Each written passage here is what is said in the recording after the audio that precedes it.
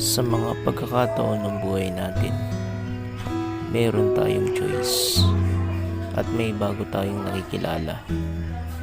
Pero ang mahalaga, yung alaala, yung good memories na ginawa ng bawat isa. Pero kahit may iba man ako ng landas, natatahakin, babaunin ko ang mga tinuro sa akin na hindi ko malilimutan.